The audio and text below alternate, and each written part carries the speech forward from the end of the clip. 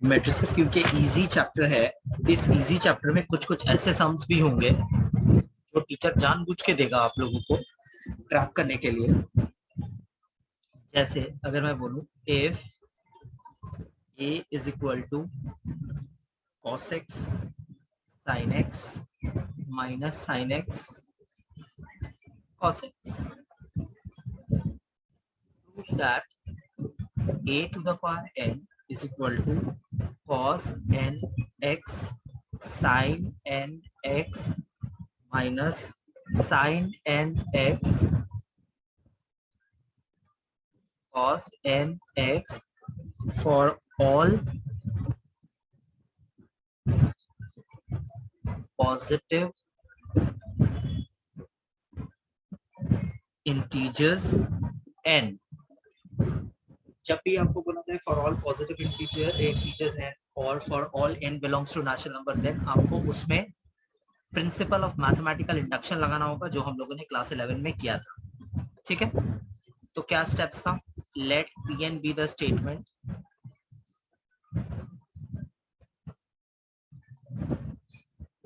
क्या स्टेटमेंट को P n लेते थे? ये वाला स्टेटमेंट को, है ना Riya? Minus sine n x cos n x. ठीक है, इसके बाद क्या चेक करते थे?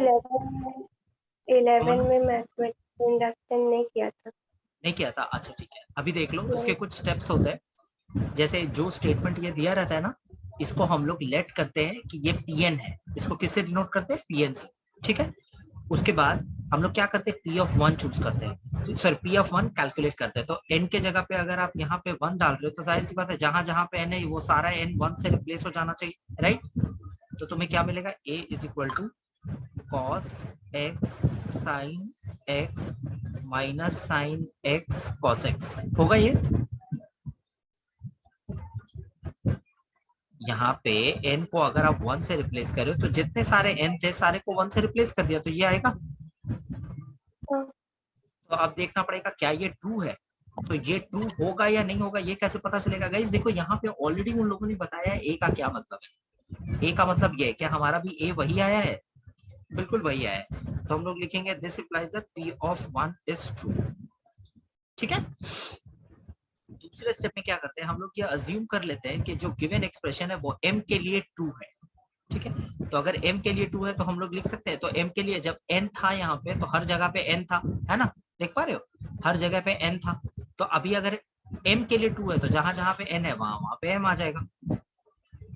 cos m x sin m x minus sine m x cos m x. ठीक है, हम लोग लेट कर लेंगे कि ये m के लिए ट्रू है। m के लिए ट्रू है, ये चीज अज्यूम करके हम लोग चेक करेंगे कि क्या ये m प्लस वन के लिए भी ट्रू है। गाइस देखो, जब यहाँ पे m है तो a के सर के ऊपर m है, तो अगर मैं p of m plus one ले लूं तो यहाँ a के ऊपर भी m प्लस वन होगा, हाँ या ना? हाँ। ओके, अब देखो, अब इसको आपको तोड़ना है गाइस। जब आप इसको तोड़ रहे हो तो क्या मैं इसको ऐसे ब्रेक कर सकता हूँ, हाँ या ना? क्योंकि बेस से में पावर ऐड हो जाता है, इसका पावर वन है और इसका पावर m है, तो बेस से में तो पावर ऐड होके आपको ये मिलेगा, हाँ या ना? हाँ। ओके गाइज, यहाँ पे क्या होता है, ज्यादातर स्टूडेंट्स क्या करते हैं, इसको a to the power m plus one को वो ब्रेक कर देते हैं a to the power m into m है। बोलते हैं ये भी तो सही है, बात सही है, ये सही है। लेकिन मैट्रिक्स में मैंने लास्ट डे ही बताया आपको कि a b is not equal to b a in general. ठीक है, तो क्या a to the power m और m to the power a into a ये क्या एक ही मीनिंग होगा दोनों का? नहीं, क्योंकि ये रूल तो बताते हैं ये दोनों सेम नहीं है। ठीक है, तो हमेशा ध्यान रखना जब भी आप इसको ब्रेक करते हो तो उसका ब्रेकअप ऐसे ही होगा, ए जो ओरिजिनल है वो और फिर एम वाला पार्ट उसके बाद आएगा। याद रहेगा, ये वाला चीज को नोट करके रखना दिमाग में। ठीक है, अब ए मैट्रिक्स क्या है आपका? ए मैट्रिक्स है आपका cos x sin x minus sine x cos x। ठीक है, और a to the power m matrix क्या है आपका? cos m x sin m x minus sine m x cos m x. Clear है? अब ये इन दोनों को हमें मल्टीप्लाई करना है गाइस। अभिश्री बाबू देख, यहाँ पे for all positive integer n के लिए ट्रू करने को बोला, प्रूव करने को बोला है। तो याद है प्रिंसिपल ऑफ मैथमेटिकल इंडक्शन हम लोगों ने क्लास 11 में किया था। हम लोग पहले मान लेंगे कि ये Pn के लिए ट्रू है ये स्टेटमेंट, फिर हम लोग P ऑफ 1 निकाल के देखते हैं, है ना। फिर P ऑफ 1 ट्रू हो जाता है तो मान लेते हैं कि P ऑफ m के लिए ये ट्रू है। तो P ऑफ m के लिए ट्रू है तो क्या जहां जहां पे n है वहां पे m से रिप्लेस हो गया, ये है। और फिर हम लोग क्या करते हैं, P of m plus 1 calculate करते हैं, राइट। अगर P ऑफ m प्लस 1 भी अगर ट्रू हो जाता है तो हम लोग बोलते हैं कि ये ओवरऑल ट्रू है, राइट। तो P ऑफ m प्लस 1 देखो, जब m है तो यहाँ पे m है बाबू। जब तुम P ऑफ m प्लस 1 लिखोगी तो जाहिर सी बात है ये वाला जो m है ये m प्लस 1 से रिप्लेस हो जाएगा इस तरीके से। हाँ। इसको क्योंकि इसको क्या मैं ऐसे तोड़ के लिख सकता हूँ, बेस तो सेम है तो पावर को जब ऐड करोगी तो ये दोबारा नहीं मिलेगा तुमको। हाँ। तो लेकिन इस बात का ध्यान रखना कि a पहले आएगा, a हमेशा पहले आएगा और a to the power m बाद में आएगा। कभी भी गलती से ऐसे मत लिखना अभिश्री, ये नहीं चलने वाला है, ये गलत है, ठीक है। a पहले आएगा, जो ओरिजिनल गिवन है वो पहले आएगा और m उसके बाद आएगा, याद रहेगा। ओके, अब उसके बाद आपको ये दोनों मैट्रिक्स, a तो ऑलरेडी तुमको क्वेश्चन में ही गिवन है, देख लो, और a to the power m यहाँ पे है आपका। अब इन दोनों को हम लोग मल्टीप्लाई करेंगे, तो मल्टीप्लाई करेंगे तो ये क्या हो जाएगा, cos x cos mx cos x cos mx minus sin x sin mx। दूसरा वाला हो जाएगा cos x sin mx plus sin x cos mx, ठीक है। दूसरा रो को पहला कॉलम से जब मल्टीप्लाई करोगे तो कितना होगा, minus sin x cos mx minus cos x sin mx, ठीक है। फिर minus sin x sin mx plus cos x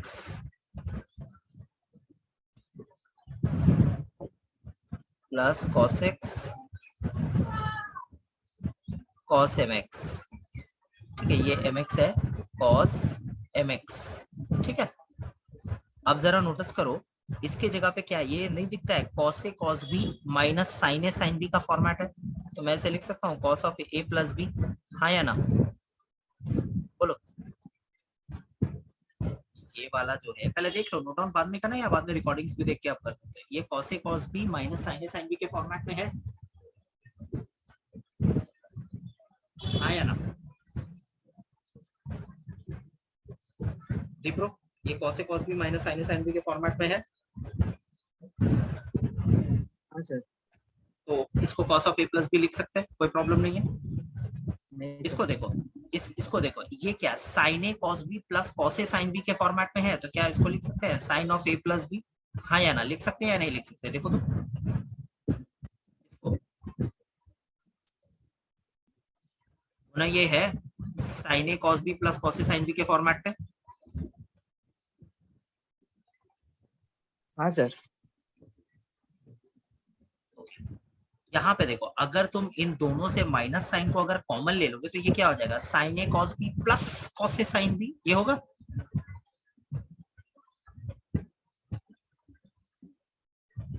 इसको जरा ध्यान से देखोगे, यहाँ है minus sin x sin mx plus cos x cos mx। तो गाइज अगर हम इसको उल्टा पढ़े, अगर पॉजिटिव वाला को पहले पढ़े, cos a cos b minus sin a sin b, क्या ये उस फॉर्मेट में है, तो इसको लिख सकते हैं cos of a plus b। ये मुझे बताओ अभिश्री, यहाँ तक क्लियर है? हाँ सर। सिर्फ मल्टीप्लाई किया और जो फॉर्मूला था मैंने ट्रिगो का वही पुट कर दिया, रिया। हाँ सर। ओके, अब जरा यहाँ जगह नहीं है तो इसके बाद मैं यहाँ लिख रहा हूँ, ठीक है। जरा देखो तो इसका क्या मतलब हो गया गाइस, इसे मैं ऐसे लिख सकता हूँ cos x m plus 1 sine, अच्छा इसको ऐसे ऐसे मैं रखता हूँ कर्ली ब्रैकेट के अंदर, x m plus 1 minus sine x m plus 1 cos x m plus 1। देखो अब कैसे पता चलेगा हमारा आंसर आया कि नहीं, देखो जब यहाँ पे m था तो देखो हर जगह पे m था, राइट, हर जगह पे m था। अब देखो जब तुमने m+1 निकाला तो तुम्हें ये देखना है कि क्या ये वाला यहाँ पे जो जो m था क्या सारा का सारा m+1 से रिप्लेस हुआ है, हाँ या ना? देखो तो हाँ सर। सारा का सारा m+1 से रिप्लेस हो गया, तो इसका मतलब जब m था तो सब जगह m था, जब m+1 से रिप्लेस किया तो हमारा एक्सप्रेशन भी m+1 में रिड्यूस हो गया। तो प्रिंसिपल ऑफ मैथमेटिकल इंडक्शन ये बोलता है, यहाँ लिखना होगा this implies that p of m+1 is true whenever pm is true, whenever pm is true, ये लिखा। फिर उसके बाद आपको लिखना है, यहाँ जगह थोड़ा कम है तो मैं ऊपर क्वेश्चन को थोड़ा सा रब कर दे रहा हूँ आपके लिए। फिर आप लिखोगे ये स्टेटमेंट नीचे लिखने के बाद p of m+1 is true whenever pm is true। इसके बाद आपको लिखना है hence by principal of mathematical induction. देखो ये आप पूरा लिखोगे, POMI लिखने से नहीं चलेगा, ठीक है। Hence by principle of mathematical induction PN original वाला जो था is true for all positive integers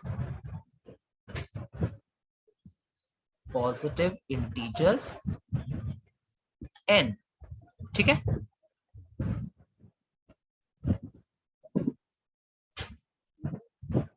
ठीक है, hence by principle of mathematical induction Pn is true for all positive integers n, ठीक है।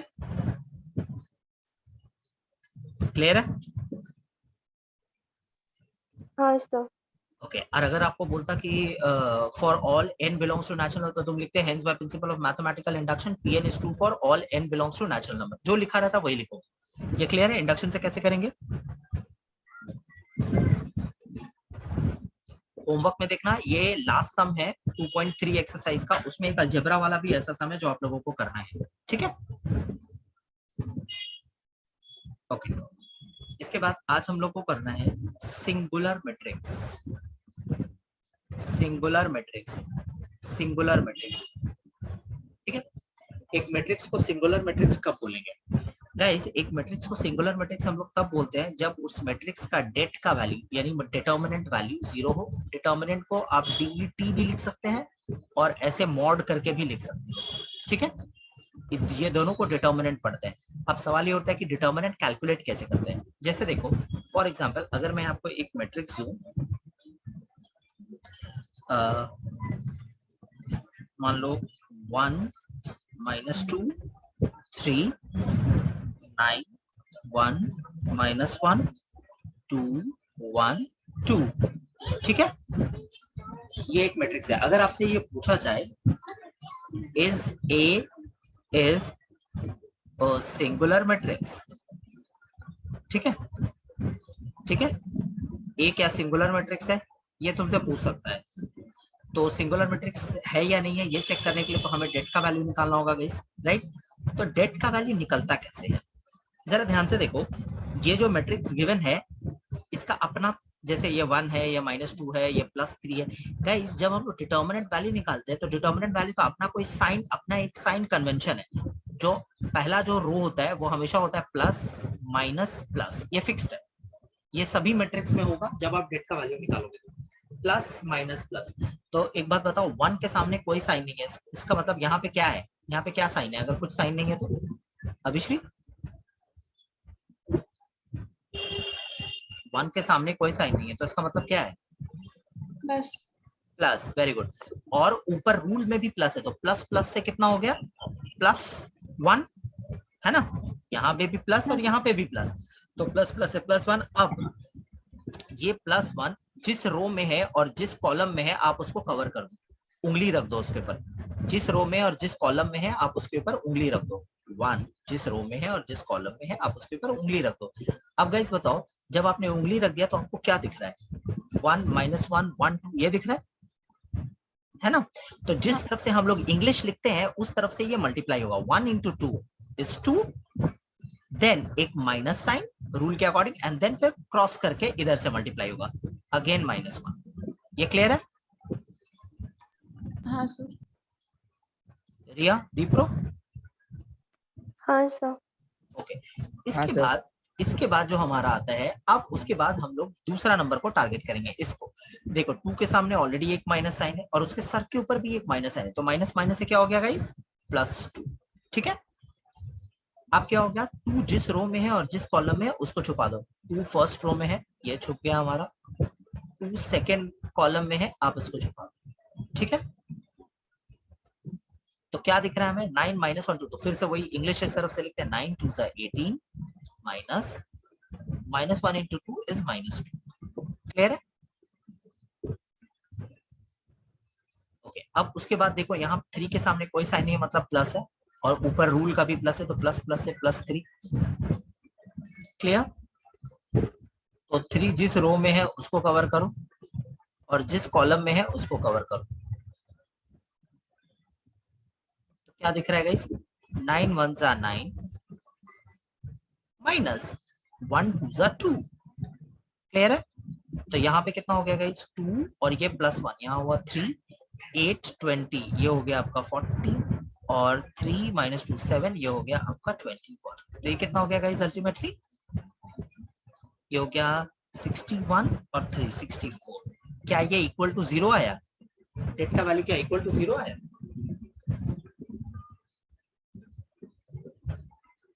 भैया ये क्या 0 है? नहीं, तो डेट का वैल्यू क्योंकि नॉट इक्वल टू 0 आया, तो क्या ए मैट्रिक्स को मैं सिंगुलर मैट्रिक्स बोल सकता हूँ? नहीं नहीं, क्योंकि डेट का वैल्यू अगर 0 आएगा तो ही वो सिंगुलर होगा, वरना वो सिंगुलर नहीं होगा। आई होप ये समझ पाए होगे आप लोग। दीप्रो, अभिश्री, कोई प्रॉब्लम नहीं है समझने में? ओके, इसके बाद है, जैसे मान लो कभी कभी ऐसा भी हो सकता है, आपको पहले से बोल देगा कि ये सिंगुलर है। अच्छा, ये तो हो गया तुम्हारा 3/3 का ये निकालने का, डिटर्मिनेंट निकालने का। अगर 2/2 ऑर्डर का मैट्रिक्स है, अगर आपको बोलता है चेक करो ये सिंगुलर है कि नहीं, तो जाहिर सी बात है इसमें तो आपको 2/2 में का भी डेट निकालना पड़ेगा, है ना? तो 2/2 का डेट निकालना बहुत आसान है, कोई साइन वाइन देखने का जरूरत नहीं होता, this into this minus this into this. बात क्लियर हुआ? 2/2 का डिटर्मिनेंट नॉर्मली निकल जाता है, उसमें कोई साइन वाइन आपको देखने का जरूरत नहीं। क्लियर है? हाँ सर।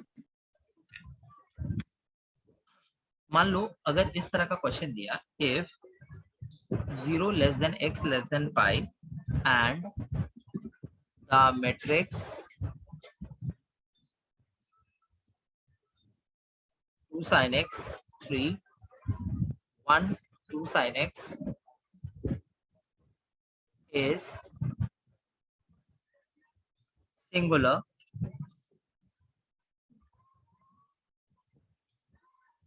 find x। ठीक है, ये क्वेश्चन। तो गाइज अगर इसमें पहले से लिखा गया है कि ये सिंगुलर मैट्रिक्स है, तो इसका मतलब इसका डेट का वैल्यू ऑलरेडी हम लोग 0 पुट कर सकते हैं। गिवन मैट्रिक्स को मैं ले लेता हूँ ए, तो ये मेरा ए है, 2 sin x 3 1 2 sin x।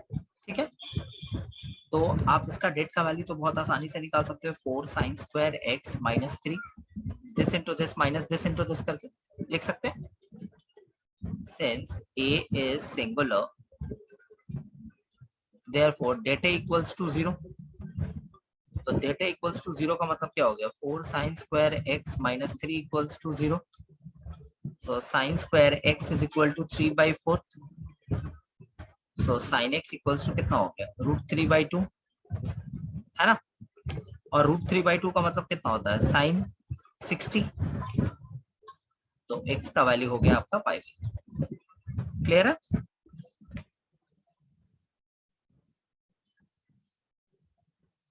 बोलो, समझाया ये?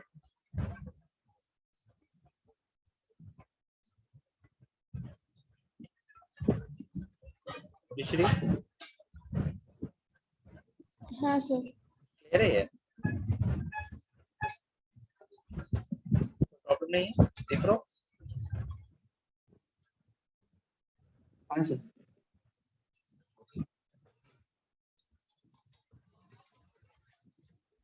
ओके, अब हम लोग आते हैं नेक्स्ट टॉपिक में, जिसका नाम है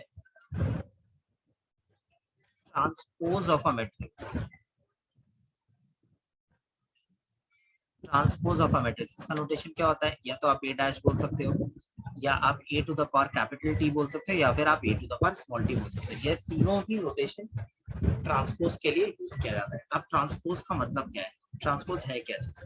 मान लो एक मैट्रिक्स है 1 2 3 4 5 6 7 8 9। अगर मैं बोलूं कि मुझे इसका ट्रांसपोज चाहिए, तो ट्रांसपोज निकालने के लिए आप क्या करोगे? देखो ध्यान से, फर्स्ट रो जो है वो फर्स्ट कॉलम बन जाएगा, सेकंड रो जो है वो सेकंड कॉलम बन जाएगा, थर्ड रो जो है वो थर्ड कॉलम बन जाएगा, खत्म। यही है ट्रांसपोज।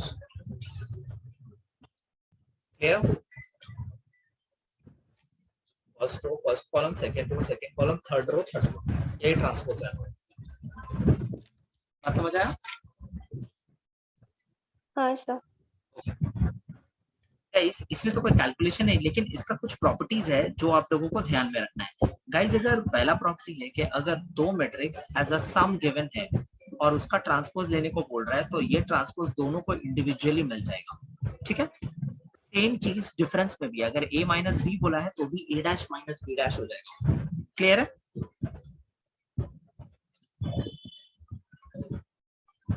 ओके, इसके बाद क्या है? अगर एक मैट्रिक्स का जिसका ट्रांसपोज लिया हुआ है ऑलरेडी, अगर तुम उसका ट्रांसपोज दोबारा से लेते हो तो आपको ओरिजिनल वाला चीज रिटर्न मिल जाएगा। आप देखो ये मैट्रिक्स यहाँ देखो, आप ये तो इसका ट्रांसपोज लिया हुआ है, अगर आप मैं बोलूं कि ट्रांसपोज का फिर दोबारा से ट्रांसपोज लो, तो देखो क्या तुमको ओरिजिनल ये नहीं मिलेगा वापस से रिटर्न? देख लो, मिलेगा हाँ या ना? हाँ सर। अगर ट्रांसपोज लिया हुआ चीज का दोबारा से ट्रांसपोज लोगे तो आपको ओरिजिनल वाला चीज रिटर्न मिल जाएगा। ठीक है, ओके। इसके बाद क्या है? इसके बाद अगर कोई एक कांस्टेंट नंबर के अगर किसी मैट्रिक्स के साथ मल्टीप्लाइड फॉर्म में है और आप उसका ट्रांसपोज दे रहे हो, तो वो constant number as it is रहेगा, ट्रांसपोज सिर्फ मैट्रिक्स को मिलेगा। ये क्यों हो रहा है गाइस? अगर मैं बोलूं इसका ट्रांसपोज लो, तो क्या तुम 7 को क्या तुम ऐसे ऐसे करके लिखोगे? ये कोई सेंस बनता है क्या भैया? नंबर में तो रो और कॉलम, नंबर का रो और कॉलम तो होता ही नहीं, तो हम किसको इंटरचेंज करेंगे? ट्रांसपोज का मतलब है रो को कॉलम में इंटरचेंज कर दो, है ना? रो और कॉलम को इंटरचेंज करो। यहाँ 7 को क्या हम ऐसे लिखें? ये कोई मतलब है? नहीं समझा?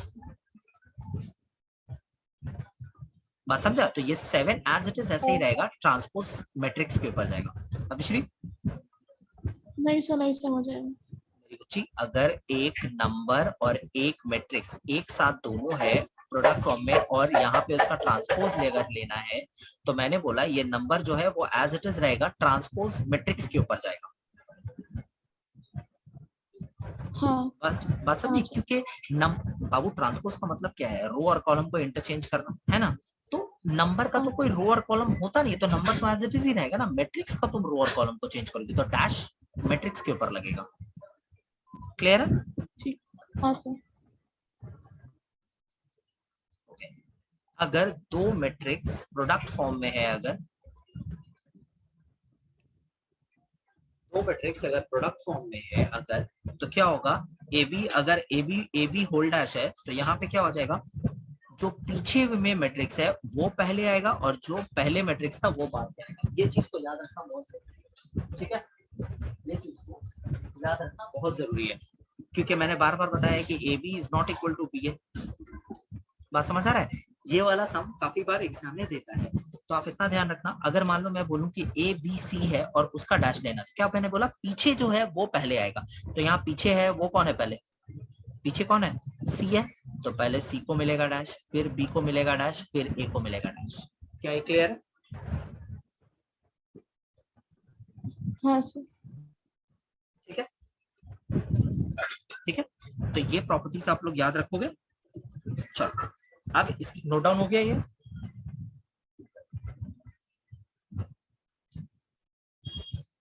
अब इसके बाद एक सम, अगर a इक्वल्स टू आपको दिया गया है 352 और b इक्वल्स टू आपको दिया गया है 104, ठीक है? Prove that a b whole transpose is equal to b transpose a transpose. इसका क्या मतलब है? इसका मतलब ये है, इसका मतलब ये है, पहले ए बी मैट्रिक्स आपको निकाल लेफ्ट हैंड साइड लेके आने के लिए आप क्या करोगे, पहले आप ए बी निकालोगे फिर उसका ट्रांसपोज निकालोगे।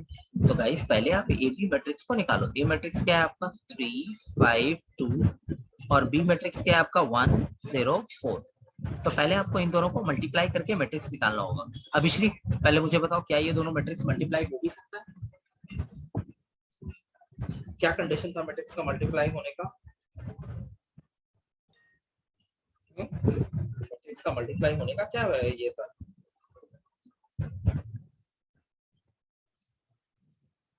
सर 1 पहले आएगा फिर 3। नहीं बाबू 1 पहले आएगा 3 नहीं, पहले मुझे ये बताओ कि क्या हम लोग इन दोनों मैट्रिक्स को मल्टीप्लाई कर सकते हैं? मल्टीप्लाई करने का एक कंडीशन था, का एक कंडीशन था। ये मैट्रिक्स का ऑर्डर क्या है 3/1, ये मैट्रिक्स का ऑर्डर क्या है 1/3। तो ये दोनों बाबू तुम ये बोलोगी ना कि पहला वाला मैट्रिक्स का नंबर ऑफ कॉलम दूसरा वाला मैट्रिक्स का नंबर ऑफ रो अगर इक्वल है तो ही ये मल्टीप्लाई हो सकता है। ठीक है, ये मल्टीप्लाई हो सकता है और मल्टीप्लाई होने के बाद जो नया मैट्रिक्स आएगा उसका ऑर्डर होगा 3/3। समझ आया अभिश्री? हाँ। तो पहले क्या करते हैं, रो को फिक्स करते हैं और वो इस कॉलम के साथ होगा तो यहाँ 3 1 जा 3, फिर ये रो फिक्स्ड है ये कॉलम के साथ होगा 0, फिर ये रो फिक्स्ड है इस कॉलम के साथ होगा 12। क्लियर है? पहला रो को फिक्स करके कर दिया, अब दूसरा रो को फिक्स करेंगे। इसके साथ करोगे 5, इसके साथ करोगे 0, इसके साथ करोगे 20। ठीक है, फिर 2 को फिक्स करोगे इसके साथ करोगे ये होगा 2, इसके साथ फिक्स करोगे ये होगा 0, इसके साथ फिक्स करोगे ये होगा 8। क्लियर है? अब हमें एलएचएस के लिए हमें क्या करना है, ए बी ट्रांसपोज निकालना है। तो गाइस ए बी ट्रांसपोज का मतलब क्या हो गया, आप इसका ट्रांसपोज ले लो तो ये क्या हो जाएगा 3 0 12 5 0 20 और 2 0 8। क्लियर है ये रिया दीप्रो? हाँ सर। ओके, अब राइट हैंड साइड में क्या करना है, आरएचएस के लिए हमें क्या करना है, आरएचएस के लिए हमें चाहिए बी डैश ए डैश। तो बी डैश का मतलब क्या हो गया, आप जब बी डैश निकालोगे तो ये क्या हो जाएगा घूम के ऐसे 104 और ए डैश क्या हो जाएगा आपका 3 5 2। क्लियर है ना? अब इन दोनों को मल्टीप्लाई करेंगे। अभिश्री आप बताओ बाबू, क्या ये दोनों मल्टीप्लाई हो सकता है? इसका ऑर्डर क्या है 1/3। बेटा 3/1 ना, 3 रो है यहाँ पे माँ, 3 रो है और 1 कॉलम है तो पहले रो आता है ना। नहीं समझा? जब हम लोग ऑर्डर हाँ। लिखते हैं पिछली तो बाबू क्या लिखते हैं, रो बाय कॉलम लिखते हैं ना। हाँ सर। तो बेटा रो रो किसको बोलते हैं, रो ये वाले को बोलते हैं। तो ये हमारा 3 रो है और 1 कॉलम है, मतलब यही होगा है ना। और इसका ऑर्डर हाँ। क्या है मुन्ना, यहाँ पे ये है 1 रो तो 1 लिखेंगे और यहाँ पे 3 कॉलम। ठीक है? हाँ सर। ठीक है, अब इन दोनों को मल्टीप्लाई करेंगे, वैसे ही सेम लॉजिक रहेगा। इसको इसके साथ किया 3 फिर 5 फिर 2 फिर 0 के साथ करेंगे तो ये कितना हो जाएगा 0 0 0।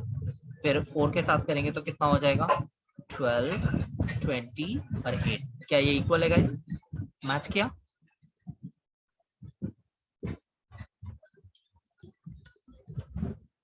ठीक है, क्लियर है?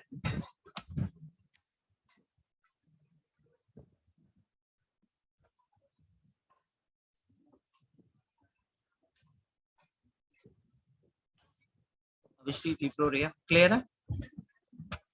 हाँ सर। हाँ सर। अभिश्री क्लियर है बाबू? हाँ सर क्लियर है। इसके बाद आता है orthogonal matrix. Orthogonal matrix, orthogonal matrix कैसे मैट्रिक्स को बोलते हैं, अगर किसी मैट्रिक्स को उसके ट्रांसपोज के साथ तुमने मल्टीप्लाई किया और अगर वो आइडेंटिटी मैट्रिक्स दे दे तो ऐसे मैट्रिक्स को बोलते हैं ऑर्थोगोनल मैट्रिक्स। ये वाला ऐसे भी ट्रू हो सकता है। ठीक है, a डैश इंटू ए करोगे तो भी ये आएगा। ठीक है, बात क्लियर है? इसके बाद होता है एक सिमेट्रिक मैट्रिक्स। सिमेट्रिक मैट्रिक्स, तो सिमेट्रिक मैट्रिक्स किसको बोलते हैं? ऐसा मैट्रिक्स जिसका तुमने ट्रांसपोज लिया तो वही मैट्रिक्स वापस से रिटर्न आ गया, उसको बोलते हैं सिमेट्रिक मैट्रिक्स। एक होता है skew symmetric matrix. Skew symmetric matrix,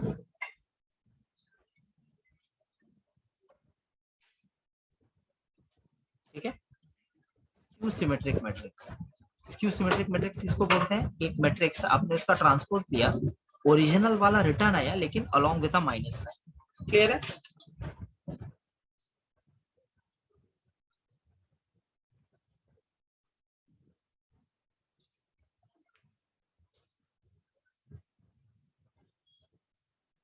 clear?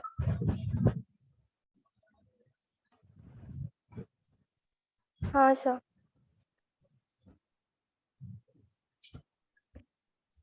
Okay, अब इसके ऊपर सम करते हैं। जैसे अगर मैं बोलूं कि आप लोगों को एक सम दिया गया है जिसमें आपको बोला जा रहा है कि आप प्रूफ करो, जैसे a इज इक्वल टू 1/3 1 -2 -2 -2 1 -2 2 2 -1।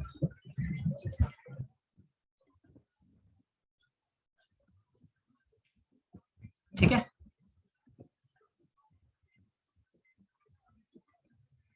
ठीक है। क्वेश्चन है कि चेक करो क्या ये ऑर्थोगोनल है।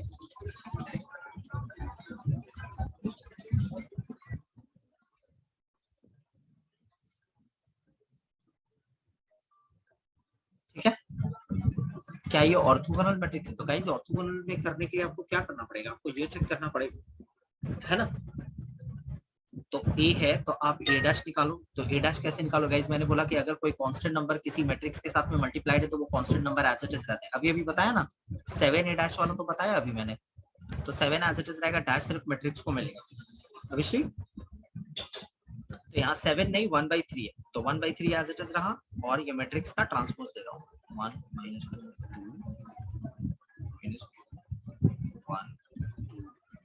-1 -2 -2 -1। ठीक है,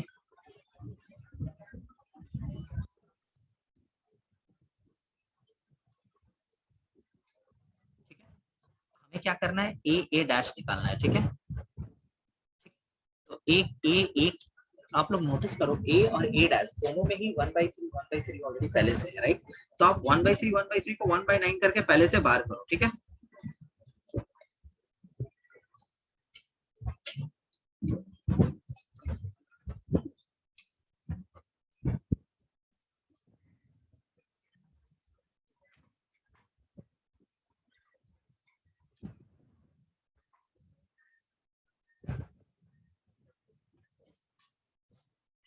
ठीक है।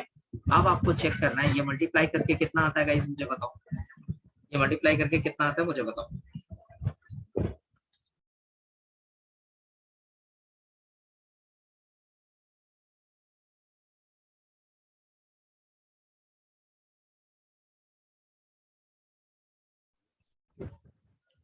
मैंने मल्टीप्लाई किया है, आप लोग अपना रिजल्ट को मेरे साथ मैच करो।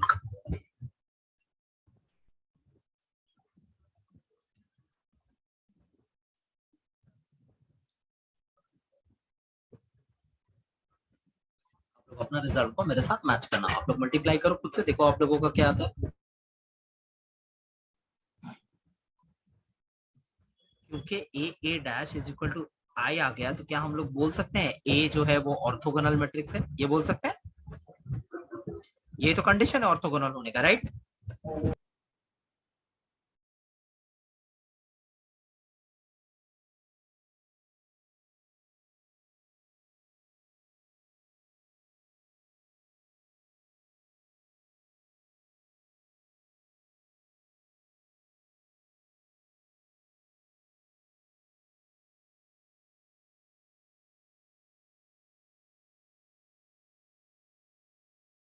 क्लियर? मैं नेक्स्ट मीटिंग